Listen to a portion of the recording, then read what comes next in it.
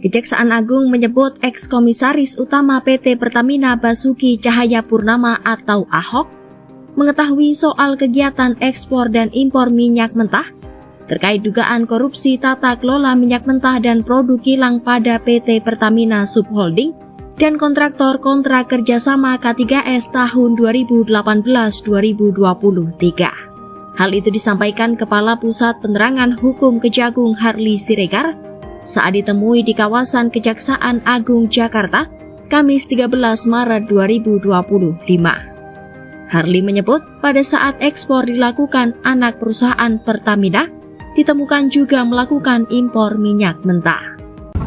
Kita tadi juga atau penyidik melihat bahwa yang bersangkutan sesungguhnya mengetahui bahwa ada ekspor terhadap minyak mentah kita, pada saat yang sama juga dilakukan impor terhadap minyak mentah dan produk kilang.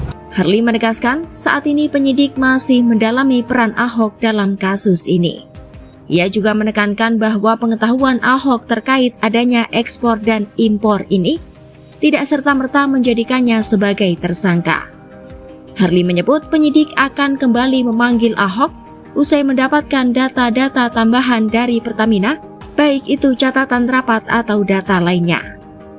Ya, ini kan pemeriksaan saksi, jadi tidak semua orang harus jadi tersangka. Jadi bagaimana pengetahuannya terhadap perbuatan para tersangka itu yang difokus. Sebelumnya, Ahok diperiksa sebagai saksi Kamis 13 Maret 2025 terkait kasus dugaan korupsi tata kelola minyak mentah dan produk kilang pada PT Pertamina Subholding dan kontraktor kontrak kerjasama atau K3S tahun 2018-2023. Dalam pemeriksaan tersebut, Ahok dicecar 14 pertanyaan terkait pengawasan tata kelola minyak mentah dan produk kilang di anak perusahaan PT Pertamina Patra Niaga.